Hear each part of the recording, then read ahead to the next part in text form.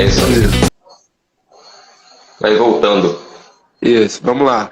Bom, galera, sejam muito bem-vindos à nossa live. Já virou tradição a gente começar, né, na véspera do Enem, a gente ter essa conversa aqui junto com o professor Eric. Então, para a gente é muito importante trazer um profissional que hoje é referência na nossa região, né? A gente já está com a gente aí desde 2017 aqui no Focus, então é um orgulho muito grande a gente ter um profissional desse trabalhando com a gente, orientando os nossos alunos, e a ideia é compartilhar com vocês e tirar dúvidas para a prova que vai acontecer daqui a 2 dias, e principalmente, né, para a redação, que é a que vale 1000 nesse primeiro dia, digamos assim.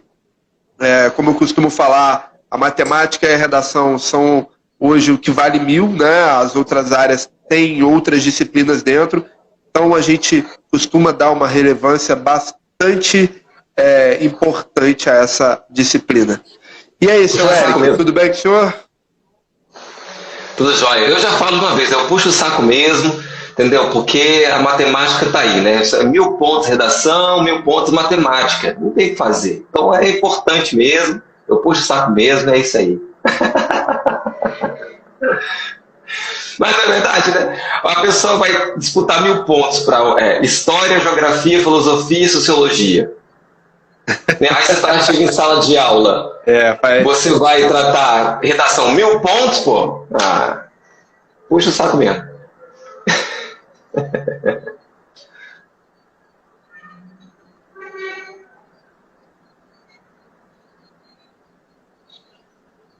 É isso aí.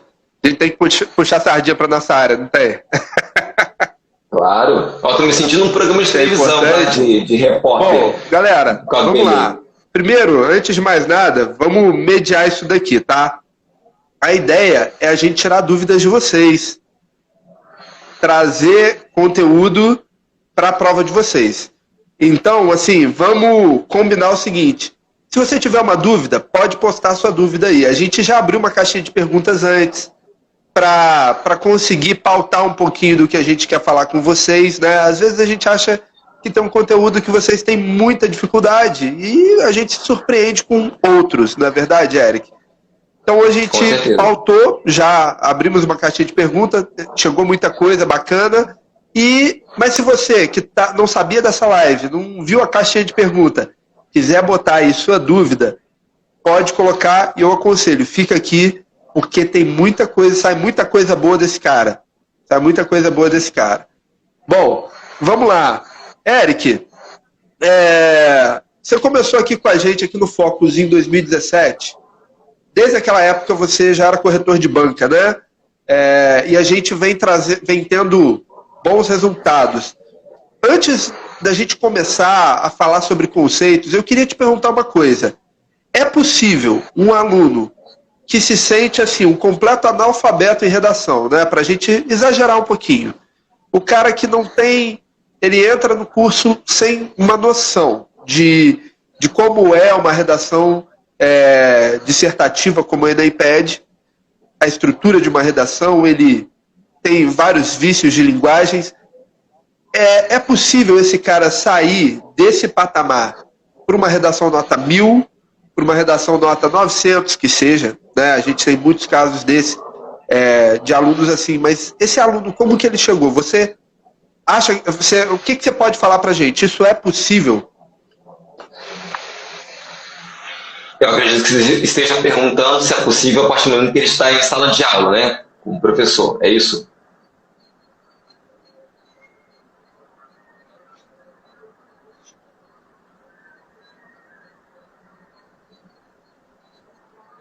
A partir do momento que ele resolve se preparar. Ele resolveu se preparar, seja em sala de aula, seja buscando conteúdos, enfim, é possível.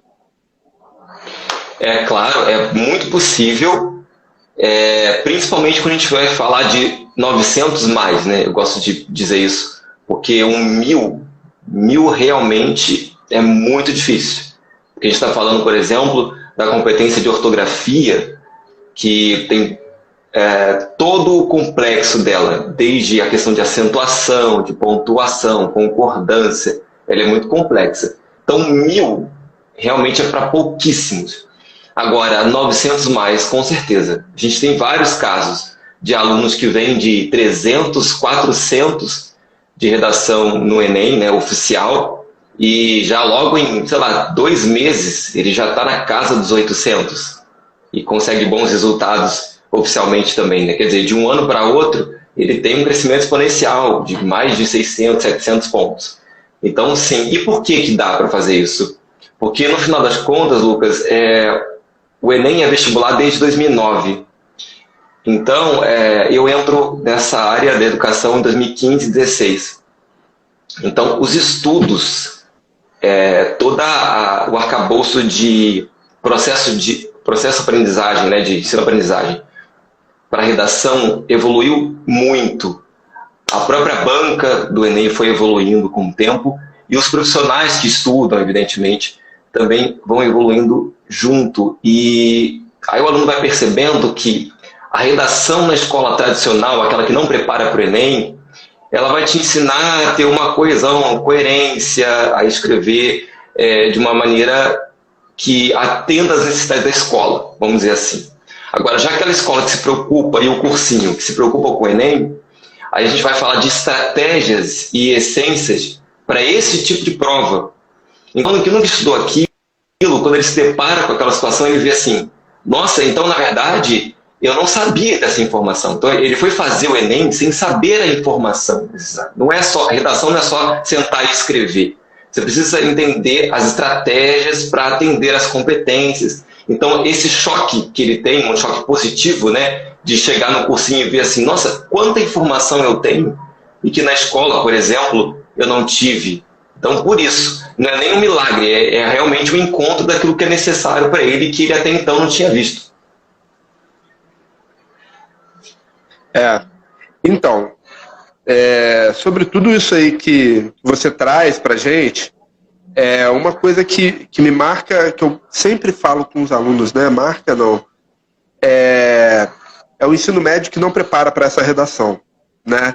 E aí, o não preparar para essa redação é não contextualizar os assuntos de outras disciplinas, é não ensinar o aluno, muitas das vezes, a ir atrás da informação, porque eu acho que o primeiro susto que o aluno leva no Enem é o tema da redação. Né? O Enem vai começar no domingo, 1h30, quando for 2 horas, a única coisa que a gente sabe é qual foi o tema da redação. Né? A primeira coisa que a gente sabe é qual foi o tema da redação. E por que isso assusta muitas das vezes? É porque o cara não traz repertório, né, Eric? É o cara que precisa estar antenado politicamente, ele precisa estar por dentro dos acontecimentos. E isso, galera, é uma coisa que eu aconselho muito vocês. Sair da superficialidade.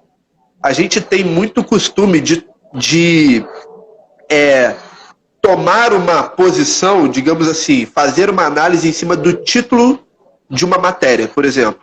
Né? Então você tem uma matéria de jornal e ali você tem o título. Você nem entra para ler a matéria e você se baseia, você toma uma postura diante daquele assunto baseado no título. E quantas vezes a gente entra para ler o assunto e a gente vê que o título foi tendencioso. Ou que você tem uma análise, não é bem isso que aconteceu. Isso é uma das interpretações. Né? Então, assim, é uma outra coisa que a gente precisa bater muito, né, Eric? Porque saber escrever não vai ser o suficiente, ele precisa ter repertório quando ele se deparar com um tema. Não, você falou algo fundamental, que eu falo sempre para eles, que o professor de redação é formado em letras, tanto quanto o professor de gramática. Mas eu que me encontrei como professor de redação, especialista nessa área, fui percebendo uma coisa diferente. Quando eu estava na faculdade, eu não pensava nisso. Eu fui pensar nisso depois que eu me formei, fui fazer pós-graduação e aí fui fazer parte de banca. O professor de redação, ele precisa, além do domínio da linguagem, ele precisa entender das coisas que acontecem no meio ambiente, na tecnologia, na sociedade, na educação. Eu costumo dizer que o aluno não pode fugir da notícia. Ele está ali, está vendo a novela, aí acaba a novela, começa o Jornal Nacional, ele vai, desliga a televisão, vai para a internet. Não vai assistir o Jornal Nacional também, ou qualquer outra informação, qualquer outro jornal, não importa. Mas a redação, ela traz essa coisa a mais, que às vezes na escola você não tem. A discussão de temas diversos. Você falou aí de não saber o que fazer, eu gosto de estatística. No último Enem, 43 mil redações em branco. 43.391, para ser mais exato. Redações em branco. O que isso significa? Que não é só por uma questão de linguagem, como você bem observou. Porque se fosse assim, o cara escrevia alguma coisa, né? É também uma questão de conhecimento que esse tema está trazendo. Está cobrando, na verdade. É verdade. Isso acontece também na minha área. Não é que, às vezes a questão não é o aluno não saber escrever, não é uma questão de linguagem, ele não saber o que escrever. Assim como na minha matéria, às vezes não é o cara não saber fazer a conta, é ele não saber qual conta fazer. Isso também acontece demais. E é por interpretação, né? Mas eu falo muito dessa superficialidade o tempo todo. E um dos problemas que nós temos são os streamings hoje, se a gente parar para analisar esse assunto especificamente. Quando a gente para perguntar aqui para um aluno assim, qual programa de televisão você gosta? Uma vez eu fiz isso aqui para saber, Eric, aonde que, assim, se eu quisesse anunciar, qual horário que eu anunciava. Eu fiz isso uma vez. Aí eu tive uma baita de uma surpresa, porque eu perguntei, você escuta rádio? Qual horário? Qual programa de TV você assiste? Pessoal, eu não assisto TV, eu assisto Netflix, eu assisto YouTube. Eu não escuto rádio, eu escuto Spotify. Eu não ouço rádio. Então isso foi a primeira vez que me deu um baque. Isso tem tempo, tá? A gente estava lá no outro espaço, acho que você tinha acabado de entrar com a gente lá. Era 2017 quando eu fiz essa pesquisa. Então, aí qual é o problema? Entra no jornal, é chato pra caramba, política é chato, eu vou mudar. Aí eu vou ver Netflix, eu vou ver não sei o quê. E até diante das ferramentas que a gente tem na mão, a gente precisa saber tirar proveito, né? Porque eu não estou falando que a Netflix é ruim. Você tem que saber usar a ferramenta. Quantas séries nós temos que contam fatos históricos? Quantos documentários nós temos que contam fatos históricos? Eu adoro parar para assistir um documentário. Eu adoro parar para assistir um filme baseado em fatos reais. Porque a gente, mesmo no momento que eu estou relaxando, eu estou aprendendo. Então isso pode ser uma dica para você aí, que está em ano de vestibular, às vezes você vai fazer esse ano, não dá mais tempo, tá, gente? Parar para assistir todas as séries amanhã, mas para o próximo ano, já fica como uma dica. Quem vai fazer como treineiro, você pode adotar essa estratégia também para você ir criando repertório.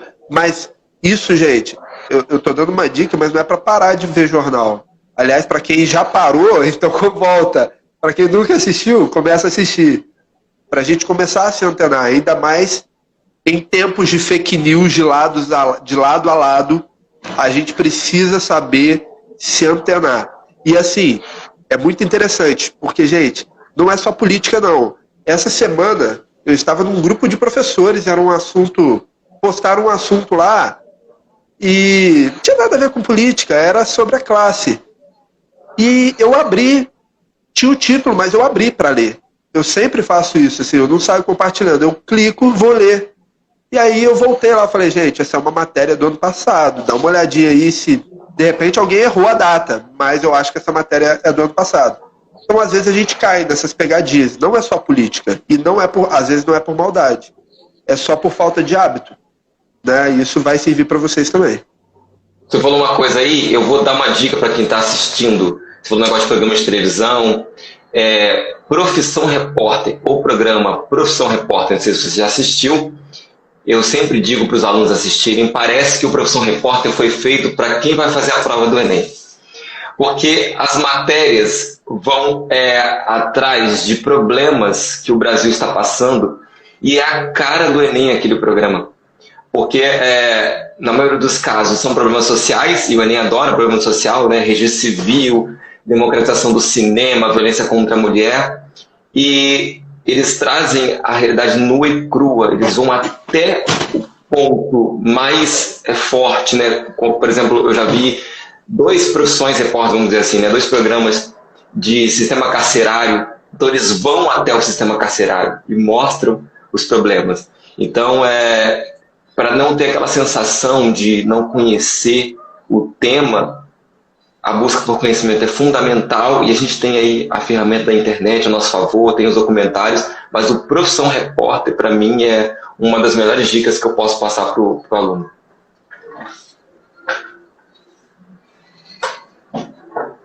Pois é.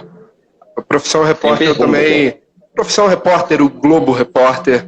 O Globo Repórter até menos, mas realmente, se a gente parar para analisar as matérias que eles fazem dentro dos hospitais, às vezes com gente que a gente nem pensa assim, pô, realmente, eu não estava pensando nesse público, e eles vão lá atrás e vão examinar o que está acontecendo. Isso é realmente aqui, muito interessante. Então, assim, a primeira coisa, então, se a gente pode tirar proveito de tudo que a gente falou até agora, pessoal, é criar repertório, conhecimento. Só saber escrever não vai ser o suficiente para você tirar uma boa nota, tá? Então, e aí, a partir daí, vamos tentar ir para tirar algumas dúvidas que apareceram. A primeira que eu tenho aqui, o Eric, chegou alguma aí diferente, Eric? Você pode também falar, tá? Mas essa daqui eu acho que deve ter aparecido aí para você também. É a questão do modelo pronto, né? Modelo pronto de redação. A gente gosta de um atalho, né? A gente gosta da fórmula mágica. Colocar assim, ó, isso daqui é o que você precisa e mais nada. Não precisa estudar, não precisa ler nada, não precisa... Pode relaxar, e no dia da prova, um dia antes você lê isso daqui que você vai saber fazer a redação e vai tirar 950. Modelo pronto. Tá. Muita gente defende que funciona. Muita gente compra. O que você defende? O que você pode falar sobre modelos prontos de redação? Você que também é corretor de banca, que também participa muitas das vezes do outro lado, em alguns vestibulares. É perigoso. Modelo pronto é perigoso. Já de cara vou lembrar as pessoas que, quando a gente está falando de um texto que você vai trocar algumas palavras, já o primeiro ponto é lembrar que você pode cair num problema de plágio. Pensem bem. As pessoas não param para pensar nisso. Então, se você pega um modelo pronto, que está muito reverberado na internet, principalmente, para você trocar algumas palavras, se é que vai dar certo, e aí? Não é um texto que está baseado, seu texto está baseado em um outro? Porque no final das contas, vamos pensar, o texto motivador do Enem, que você não pode sair pegando as informações e fazendo um retalho, né? Pega a informação lá e coloca um pedacinho da sua parte, pega outra informação e coloca um pedacinho da sua parte. Não pode, na verdade. É plágio ao texto motivador. Do mesmo jeito que pode ser plágio um modelo de redação, né? Porque está se baseando em uma outra estrutura. Então já começa por aí, é um risco. Eu já ouvi pessoas dizendo que já escreveu modelo e deu certo. Quantas essas questões, eu não posso contrapor a pessoa, né? Não tem como eu discutir em relação a isso. O que eu posso dizer é que se realmente isso aconteceu e deu certo, então parabéns. Espero que essa pessoa tenha entrado na universidade. Mas no final das contas, tecnicamente falando, é uma coisa perigosa. E que detalhe, eu falei do plágio, mas antes mesmo do plágio, você fica dependendo dessa memorização desse modelo, só que os temas são muito variáveis. Num ano cai democratização do acesso ao cinema, no outro cai registro civil e acesso à cidadania. Como é que vai ficar essa adaptação? Até para você adaptar, você tem que ser muito bom. E geralmente quem busca por modelos prontos é aquele mais preguiçoso que não quer estudar, porque demanda tempo. Então é uma situação muito complicada. Eu acho o seguinte, você tem que chegar lá e garantir o que você precisa fazer. E o estudo está tão moderno, gente. As coisas estão tão inovadoras. Exatamente. Hoje em dia, na sala de aula. Você consegue aprender a fazer redação em um ano. Voltando até na sua primeira pergunta. Em um ano você consegue fazer uma redação no modelo Enem e se dar bem e ter a segurança. A gente está falando de um dia que até quem se preparou muito bem, que tem tirado 900 e pouco no cursinho, chega lá nervoso, inseguro. É natural. E aí você vai depender de uma memorização, você precisa realmente dominar esse mundo das 5 competências do Enem, vamos dizer assim, para conseguir chegar lá. E aí acho que assim vai garantir melhor, né? Infelizmente, não vou culpar eles, né? Nós seres humanos, claro, somos assim, a gente procura o caminho mais curto, e de fato o plágio é um problema. Agora, qual é o limite do plágio, Eric? Assim, qual é o limite para ser considerado um plágio? A partir daqui isso é plágio. Tem umas regras disso? Não tem regra, é porque a gente vai falar de linguagem, né? Então a gente precisa ler e entender até que ponto você tem indícios de autoria, tem autoria ou não tem autoria. Então é uma leitura técnica mesmo. Então é difícil de explicar. De repente, se a gente tivesse aqui 3 exemplos para a galera entender, então é uma questão de entendimento do que é a sua explicação, a sua análise. É até bom para falar sobre a questão do texto motivador, que me perguntaram, né? Se pode copiar alguma coisa do texto motivador. Ora, se você não pudesse basear no texto, não teria por que ele estar ali, né? Então vamos pegar um exemplo prático. Eu lembro bem de um texto motivador do cinema, que dizia sobre que não é todo lugar no Brasil que tem salas de cinema. Tem shopping center equipado com sala de cinema, com tecnologia, enfim. Você pode escrever sobre isso, não tem problema nenhum. O texto motivador, ele é para te instigar a escrever, tanto para você lembrar de alguma coisa que não está no texto motivador. Por exemplo, eu lembrei de pessoas com deficiência. Eu estou lendo aqui, estou entendendo o que a frase tema pode me cobrar, e eu pensei das pessoas com deficiência, vou escrever sobre isso, porque um cadeirante, um surdo, vai ter mais dificuldade para ingressar ao cinema se este não tiver as adaptações necessárias. Então você lembrou de uma coisa, isso é ótimo. Autoria, porque é uma informação que você está usando completamente diferente do que você leu no texto motivador. Agora, dentro daquela informação que você já leu, que é sala de cinema, a sua estrutura de texto, de parágrafo, ela está muito parecida ou idêntica com o que está escrito no texto? Aí vai rolar ali uma análise de que se é indício de autoria ou se não é, se é plágio do texto motivador ou se não é. Agora não, eu tenho uma estrutura textual ali totalmente diferente da minha, né? Porém ambas as estruturas, ambos os textos falam de pessoas que não acessam porque não tem sala de cinema na sua região. Não tem problema nenhum. Não sei se deu para entender.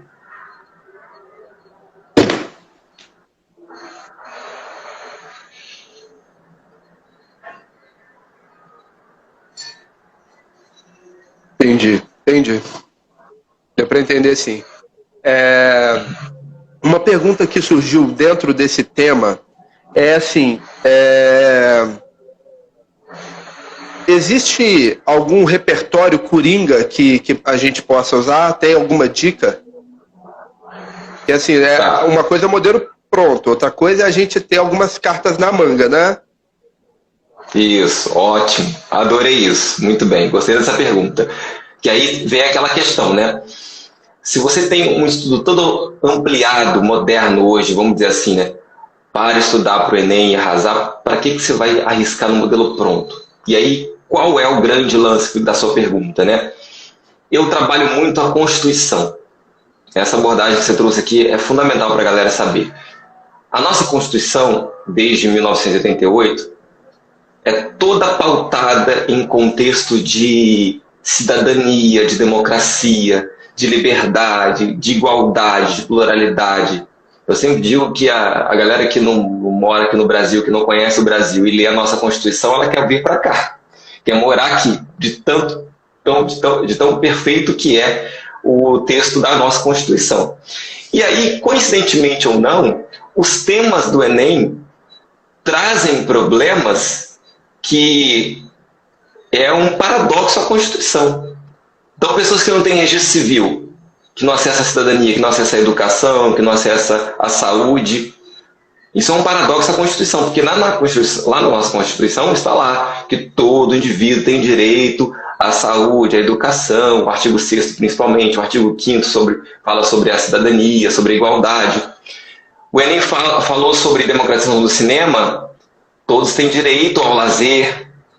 O Enem já falou sobre violência contra a mulher, deve haver igualdade de gênero. o Enem já falou sobre publicidade infantil, as crianças devem ser protegidas, devem ser desenvolvidas. Já falou de intolerância religiosa, na Constituição fala sobre a pluralidade religiosa. Então, coincidentemente ou não, a nossa Constituição é um grande trunfo para eu fazer uma crítica a ela, ou à realidade, melhor dizendo, já que o tema que o Enem está me trazendo é um ponto difícil, um entrave, um obstáculo que não deveria acontecer, uma vez que na Constituição se prevê aquele direito, vamos dizer assim.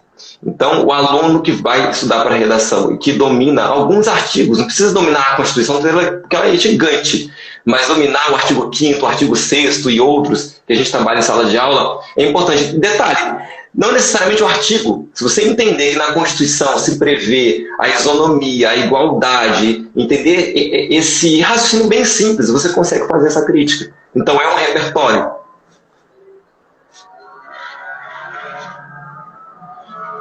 Legal. Muito bom. Eu ia falar sobre citações também. Então acaba que a própria Constituição é uma citação que a gente pode utilizar, né? Porque citação, na verdade, assim... Uma outra pergunta que teve aqui, antes da gente mudar o assunto um pouquinho, está tendo um boato que não serão aceitos os conectivos diante disso. É verdade? Não, depende. É o seguinte, o fato de você usar uma conexão que não tem a ver com aquele contexto é algo que tem sido cada vez mais criticado pela banca. Como assim, né? A primeira grande mudança que aconteceu de conectivos foi a seguinte. Se você usar primeiramente, por exemplo, iniciando o parágrafo de desenvolvimento, então você tem a introdução, é um assunto mais denso, hein? Você tem a introdução e tem o desenvolvimento. Dentro da prática do Enem em relação à competência número 4, entre a introdução e o desenvolvimento, você precisa de uma conexão, porque você acabou de fazer a informação introdutória e vai começar a argumentar para comprovar aquilo que você introduziu. Então, de uma maneira bem mecânica mesmo, essa é a palavra, você coloca uma conexão ali. Por exemplo, nesse sentido. Então, no sentido do que se entendeu na introdução, agora vai haver uma primeira argumentação das minhas informações. Aí, a banca entendeu que o primeiramente, nesse mesmo lugar, primeiramente, vale destacar no desenvolvimento 1, não faz uma conexão. Porque, primeiramente, um advérbio que dá essa ideia de em primeiro lugar, quer dizer, mas já não foi dito alguma coisa antes? Já não tem uma informação absorvida pelo leitor antes? Então, primeiramente, não é bem um conectivo. Embora o Enem faça ou deixe algumas coisas passarem, né? Então, não é bem assim, usei o primeiramente, deu ruim. Não. O problema é a expressividade ou a recorrência dessas expressões que não são conectivas. Agora, qual foi a palavra que você falou mesmo? Qual foi a expressão que eu perdi? Qual foi a expressão que você me perguntou?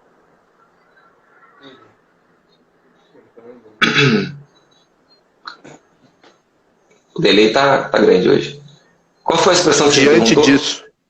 Tá, diante disso. Tá. Isso aí.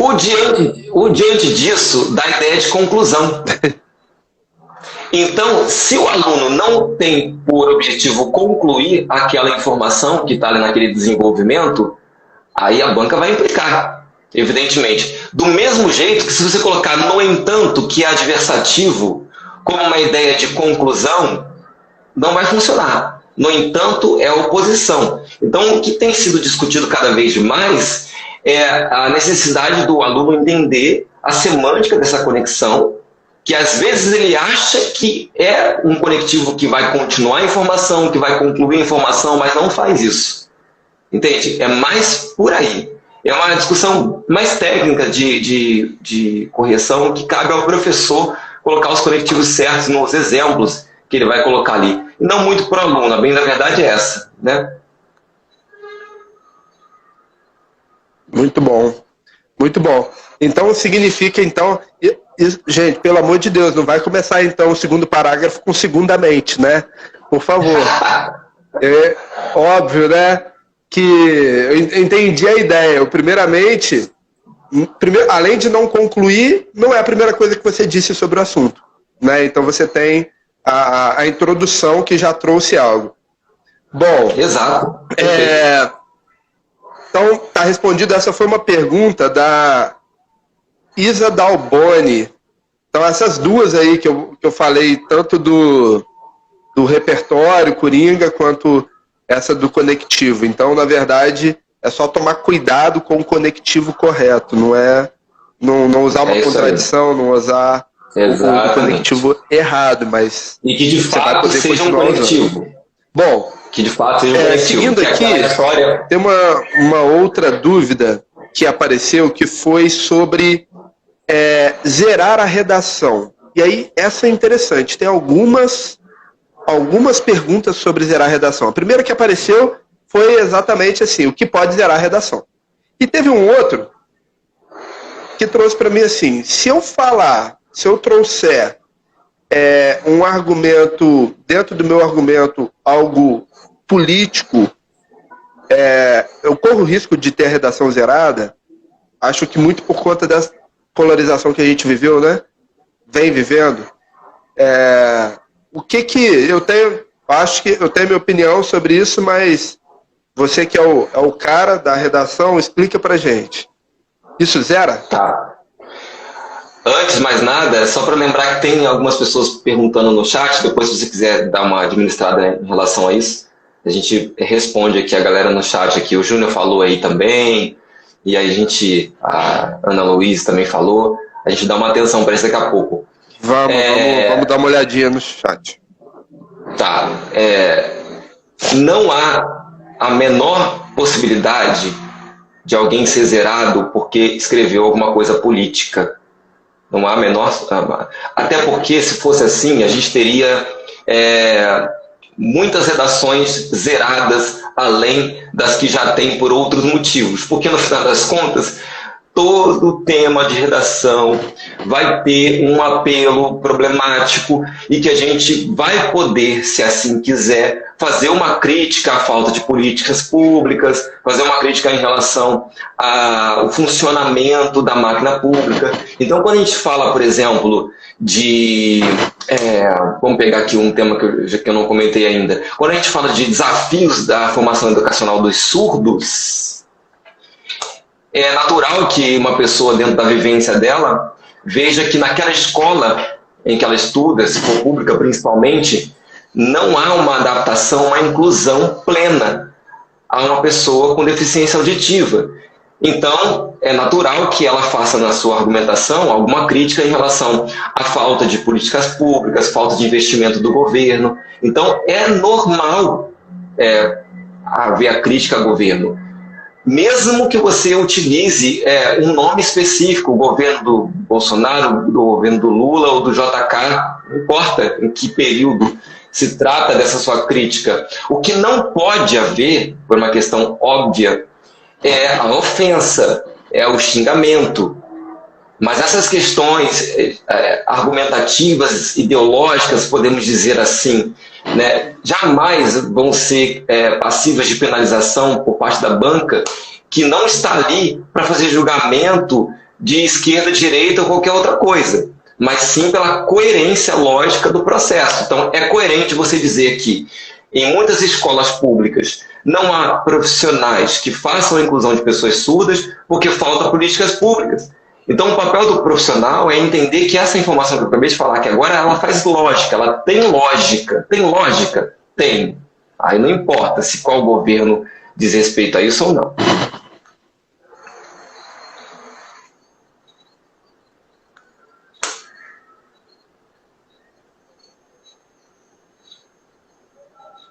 Entendi. Muito bom, muito bom. Vamos lá.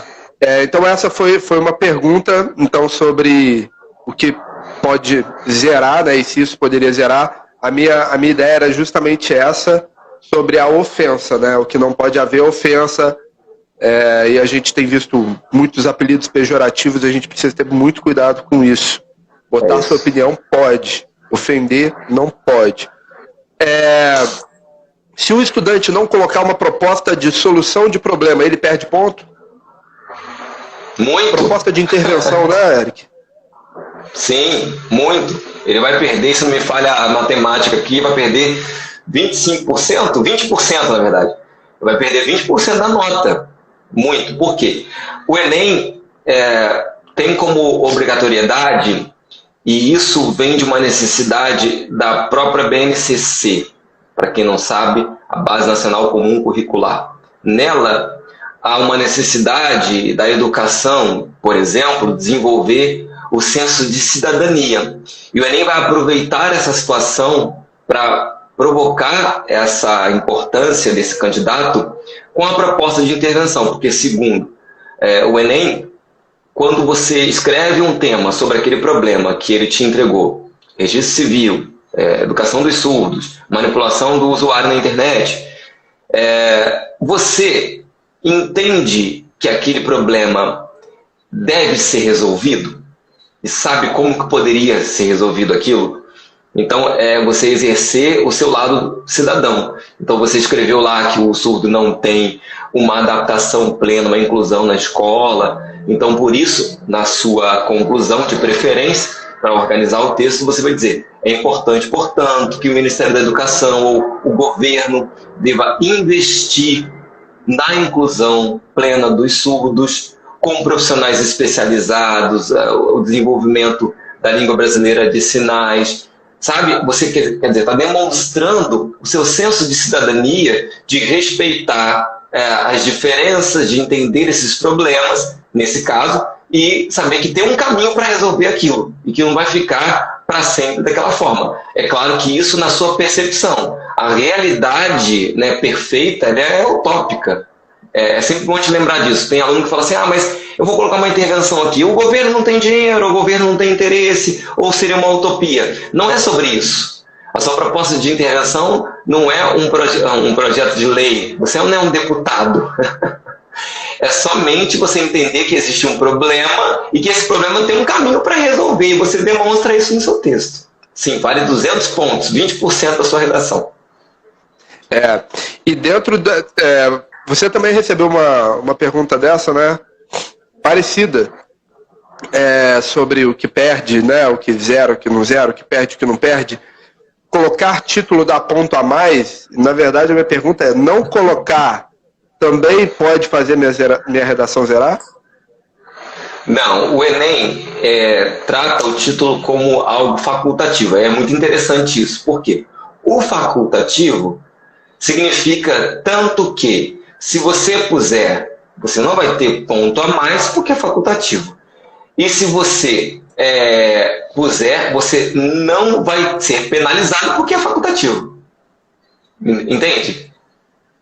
E aí vem um segredo, atenção, um segredo que eu só vou contar aqui ao vivo para ninguém saber. Depois, eu não sei se você vai deixar já gravado, mas o segredo de correção o título é tão neutro na correção que ele não conta como linha, por exemplo. Então, um texto insuficiente para o Enem é um texto que é de 1 até 7 linhas, aí você zera, né? Se tiver o título lá e acabar ficando com 8 linhas, é zero do mesmo jeito, porque o título não conta como linha. Então, aquelas 7 linhas que foram feitas, não importa se é uma palavra só que está na linha, escreveu na linha, está feito, não vai adiantar de nada. E erro ortográfico no título também não é um problema, justamente porque o Enem, ele olha para o seu título e fala assim: tá, beleza, próximo, e vai para a próxima linha. É isso, não ganha nem perde. E deixa eu te falar, você falou da quantidade mínima, mas escrever mais me dá mais pontos? Isso é outra pergunta, né? A gente falou do mínimo. O mínimo tem um número que eu zero, mas mais linhas do que me dá mais pontos? Eu fico imaginando, quando o aluno me pergunta isso: se eu escrever 25 linhas ou 30 eu vou ganhar mais pontos. Eu fico imaginando o nível de desespero que ele está e de insegurança, dele ficar imaginando assim: olha, mas eu não escrevo tão bem assim, então eu vou fazer só 20 linhas, mas será que isso vai ser tão ruim para mim? É como se ele estivesse negociando com ele mesmo, né, para ele ver até que ponto, o quanto ele vai escrever, né? Mas, na verdade, é claro que você tem que se preocupar, sim, com a quantidade de linhas, mas não por causa das linhas, por conta das competências. Então, a sua pergunta é interessante. Por quê? Até 7 linhas escritas é 0. A partir de 8 linhas, aí as competências entram em ação. E o que significa? Que esse texto vai ser lido e vai ser avaliado. Então, evidentemente, com um texto com 8 linhas, vai trazer informações o suficiente para você alcançar os níveis mais altos das competências? Não. O quanto vai ser essa nota? Não dá para saber. Eu precisaria de um texto, precisaria ler. Né? Então, eu posso ter 2 textos com 8 linhas com diferença de pontuação. Não vai ser uma diferença abismal, claro que não. Né? Um vai tirar 300 e outro vai tirar 800 e pouco. Claro que não. Vão ficar dentro de uma mesma faixa ali, de linhas. E é bom lembrar, então, que a partir de 8 linhas escritas, a sua redação vai ser corrigida.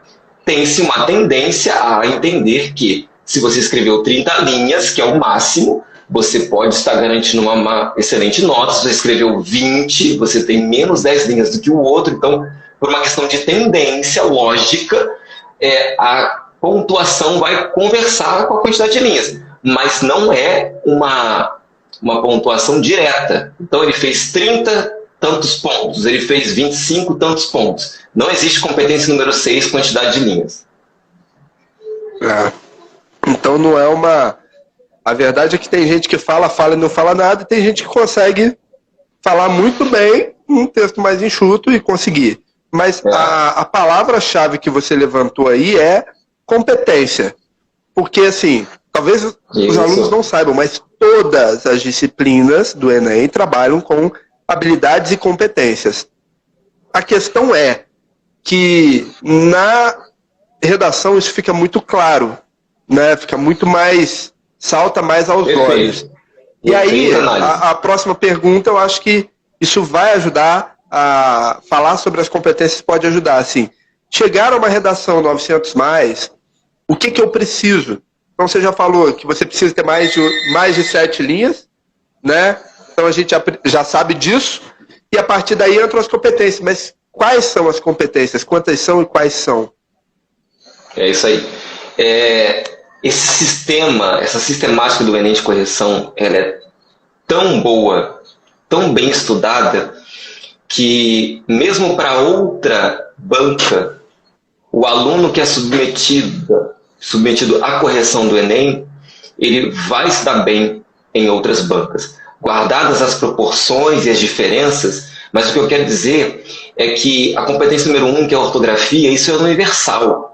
Né? Isso acontece desde que o aluno tem 3 anos de idade, 4, quando ele é um pouquinho mais velho, né? Quando ele começa a escrever e a professora vai ajudando ele nessa escrita. Então, a ortografia ela é universal.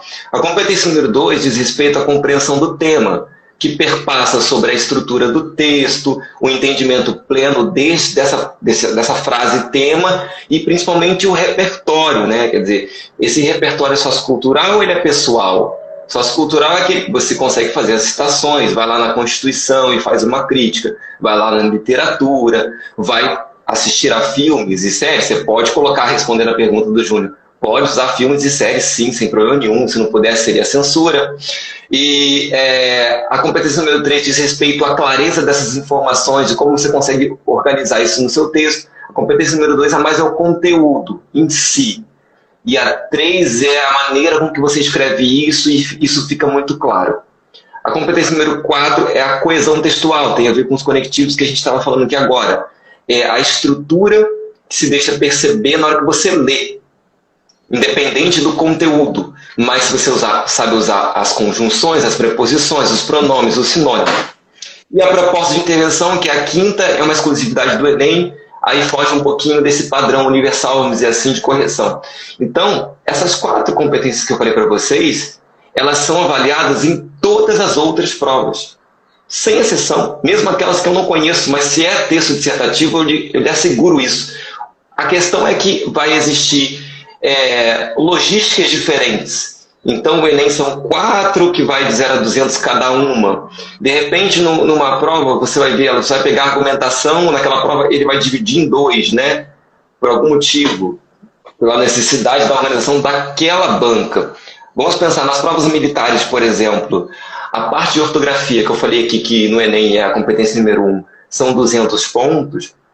Na SpaceX, por exemplo, são 40 pontos peraí, se eu não me engano, 40, não, são 60 pontos dos 100. Mas ela está lá. E a competência de argumentação também está lá, e as outras também, de coesão. Só que a logística e o peso são diferentes. Entendi. Então, por esse viés aí, o aluno vai entendendo para chegar a essa nota alta. Não sei se ficou claro. Muito bom, muito bom. Então, assim, essas são as competências que são avaliadas. Para a gente não se estender muito, a gente está quase no final aí, mas, o Eric, para a gente tentar meio que dar para o aluno uma estrutura de redação. Então, a redação ela tem que ter a introdução, e aí ela vem com a argumentação, com outro parágrafo, assim, a proposta de intervenção, a conclusão. No geral, se você for montar uma estrutura enxuta, porém atendendo às competências, como que você distribuiria? Quantos parágrafos você colocaria? O que entraria em cada parágrafo?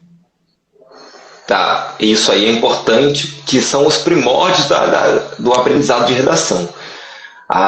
É muito característico o aluno que não tem experiência nenhuma escrever uma introdução com 10 linhas, desenvolvimento 1 com 3, mais outros 2 desenvolvimento e 2 linhas para conclusão. Ou então, a cada redação que ele escreve é uma estrutura diferente. Tem a redação que, não, nessa aqui eu consegui escrever mais na introdução, da outra vez não consegui escrever tanto. Minha introdução em uma ficou com 10 e na outra ficou com 3 linhas. Então eu estou fazendo piada aqui, uma coisa séria, não sei porquê, mas a primeira coisa que a gente tem que pensar é a microestrutura desse texto. A macroestrutura são as 4 partes, isso é bem habitual, não é? Quem quer fazer 3 parágrafos de desenvolvimento, 4, está arrumando sarna para se coçar. Então vamos pensar assim, 4 parágrafos, sempre. Isso aí é convencional, habitual, até surgir uma onda diferente que possa mudar isso. Não é o caso ainda. Então, na introdução, você já precisa entender já precisa demonstrar que entendeu o assunto. Vamos ser bem práticos. O tema, estigma associado às doenças mentais. Eu gosto sempre de colocar os temas do Enem aqui para a gente sempre raciocinar em cima deles. Você tem que entender que o eixo temático é saúde, porque o assunto é doenças mentais e a discussão sobre doenças mentais está na palavra estigma. Ou seja, banalizar, desconsiderar, você tem que entender isso e precisa demonstrar isso já na sua introdução. Como é que você faz isso? Você vai usar um repertório, pode pegar a OMS, você pode pegar a Constituição, pode pegar um filósofo para associar com esse tema. Então vamos imaginar aqui, né? A OMS em 2019 disse que a segunda maior causa de morte entre jovens de 15 a 29, a segunda maior causa, é suicídio, associado às doenças mentais. Então você imagina você começando uma introdução assim, se assim você souber, evidentemente, né? Você começa uma introdução assim, para trazer o assunto doenças mentais. Então essa situação calamitosa que se alastra pelo mundo, está associada com as doenças mentais, não sei o que, como é estigma, eu preciso de 2 argumentos para eu associar com o estigma. Por que existe esse estigma? Eu preciso de 2 respostas. Eu vou falar sobre a família, que no contexto de um adolescente que passa por uma situação de depressão e a família, eu estou imaginando aqui não texto, e a família acha que é preguiça. E no outro desenvolvimento eu vou falar sobre a banalização da terapia, que os profissionais da psicologia eles são mal remunerados, e vou falar alguma coisa sobre isso, porque é jogar dinheiro fora. Vou falar sobre isso, tá vendo? Então na minha introdução eu já preciso ter esse projeto de texto. Trazer um repertório, associar com um tema e escolher 2 argumentos. Mas isso eu estou falando para a redação 900+, tá bom? Chega no desenvolvimento 1 e 2, você desenrola essas 2 ideias que você levantou lá na sua introdução. Aí você vai dizer por quê, como que acontece, vai trazer outros repertórios. E aí, se você trouxe essa informação para a tese, significa que você tem um certo domínio sobre ela. Então você vai demonstrar isso. E é bom sempre lembrar que a argumentação não é ficar repetindo o mesmo, não. É dizer assim, então a família banaliza a depressão do mais novo. Mas banaliza por quê? O que está por trás disso? Banaliza por achar que a nota baixa na escola tem a ver com preguiça e más companhias, quando na verdade muitos pais não têm a certeza ou conhecimento sobre as doenças mentais, que é pouco discutido. Então você tem que comprovar, ilustrar que aquilo faz sentido, através da ideia lógica, através de um repertório. Então você faz isso nos 2 parágrafos de desenvolvimento. Na conclusão, principalmente no Enem, você vai fazer aquela proposta de intervenção. Quer dizer, então é importante que o Ministério da Saúde, nossa, eu perdi a palavra, o Ministério da Saúde promova a informação, estendendo às escolas e a comunidade sobre a seriedade das doenças mentais, etc. Então, assim, apresenta o assunto, os 2 argumentos, desenvolve nos parágrafos e conclui com a intervenção. Se deixar aqui, eu vou ficar falando até amanhã. Muito bom, muito bom. Então, tá aí para você que vai fazer amanhã, não sei nada. Pega esse trecho. É por onde você tem que começar. Pega esse trecho. Como que vai ser sua redação? Como que ela tem que estar estruturada? E, obviamente, praticar. A gente caminhando aqui, só para a gente ir encerrando, Eric, qual você identifica assim como sendo os maiores erros de quem vai fazer o Enem e sente essa grande dificuldade na redação? Quais maiores erros? A gente já está aí há um tempo no mercado, né? Trabalhando com isso, preparando os alunos e tal. Só a gente junto, né? A gente já está aí há 5 anos, desde 2017. Isso sem falar na sua história antes e na minha. Então, assim, a gente vê muita gente tropeçando e às vezes sem saber por quê. Se a gente puder orientar assim, cara, se você estiver fazendo isso, muda porque você está no caminho errado. Quais são os erros assim que você identifica? Eu tenho um, tá? Deixa eu até responder o primeiro. Não fazer a redação, não treinar, não fazer as propostas que são dadas. A gente tem muito disso, né? Do aluno que pega, enfia, eu tenho dificuldade, ele vê, ao invés dele encarar, ele enfia a cabeça dentro da terra e só sai dali no dia da prova. E a gente sabe qual vai ser o resultado. O meu primeiro não faça o modelo pronto. Sacanagem. Você falou uma coisa muito importante aí, que é a questão de fazer redação. Ia ser uma das pautas que eu ia trazer aqui. A pessoa que não treina, ela não evolui. A pessoa que não treina, ela não evolui. Tem que treinar. Tem que fazer no mínimo uma redação por semana. No mínimo.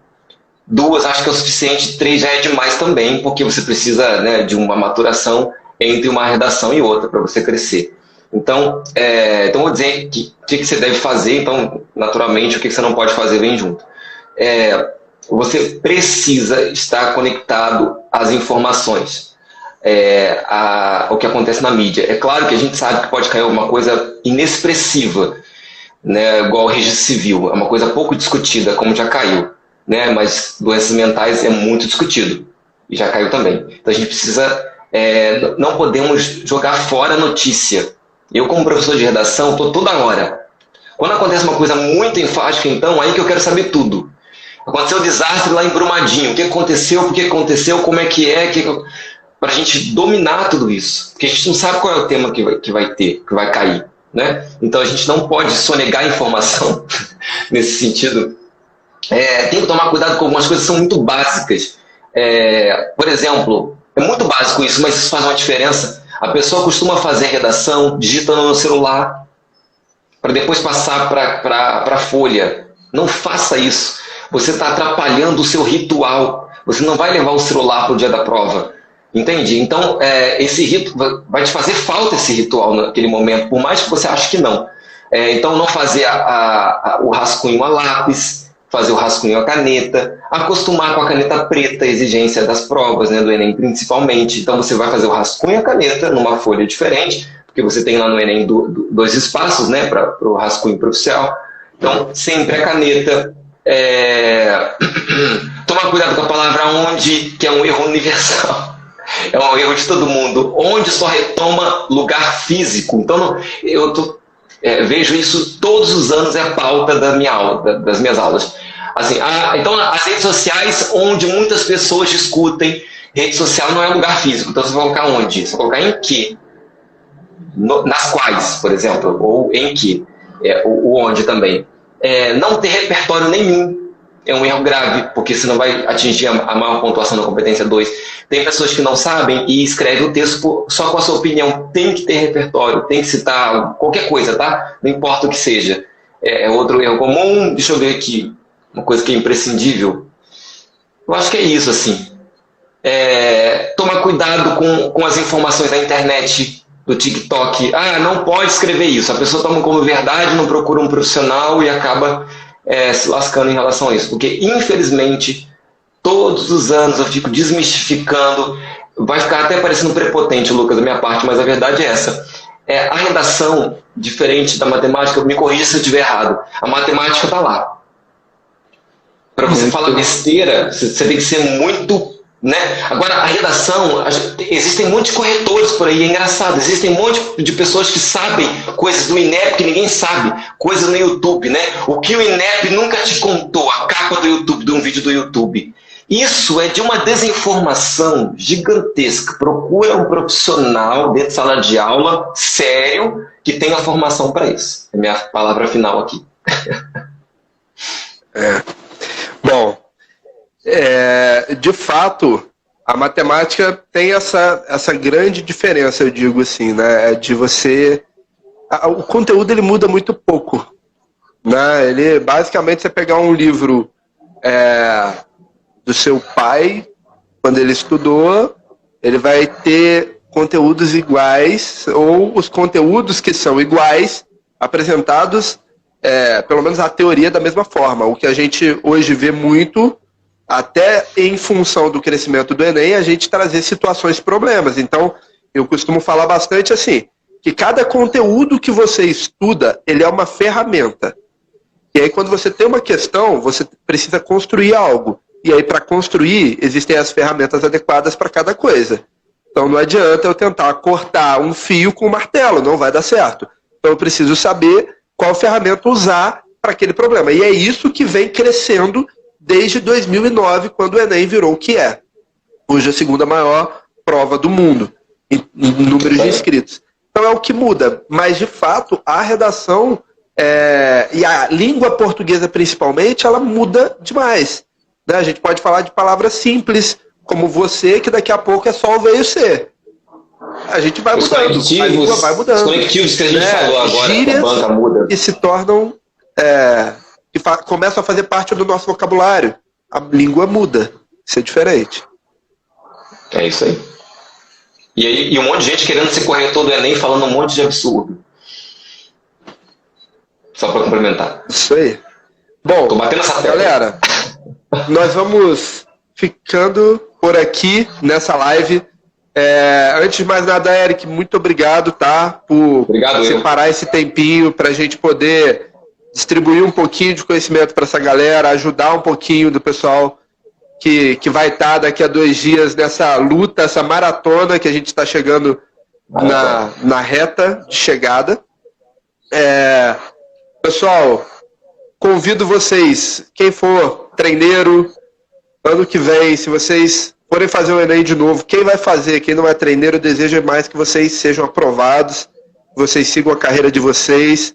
Mas se algo acontecer no caminho, ou se você é um treineiro, ano que vem você vai ter que passar pelo Enem, te convido a vir estudar com a gente aqui no Focus.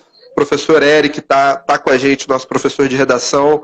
Vocês estão vendo que é um cara que domina o assunto. E muito obrigado mais uma vez, Eric. Deixa o seu Instagram aí pro pessoal te seguir.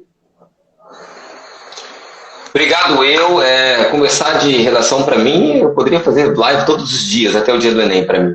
Então, obrigado pelo convite, vou estar sempre disponível aqui. E aí, o meu Instagram, qual é o meu Instagram mesmo? Eric Vinícius _prof. Eric Vinícius _prof, se eu acertei. Mas qualquer coisa, manda lá, Eric Vinícius, que sou eu mesmo. Pessoal, Obrigado. Vamos encerrando por aqui. A live vai ficar gravada. Quem quiser assistir, reassistir, pegar esses pontos mais importantes que nós trouxemos, trouxe muita coisa bacana para vocês. Acho que vale a pena assistir, compartilhar, enviar para os amigos. Quanto mais a gente puder divulgar esse tipo de assunto para quem vai fazer a prova, é muito importante. Valeu, galera. Até a próxima. Tchau. Valeu, Eric. Valeu. Obrigado. Até mais.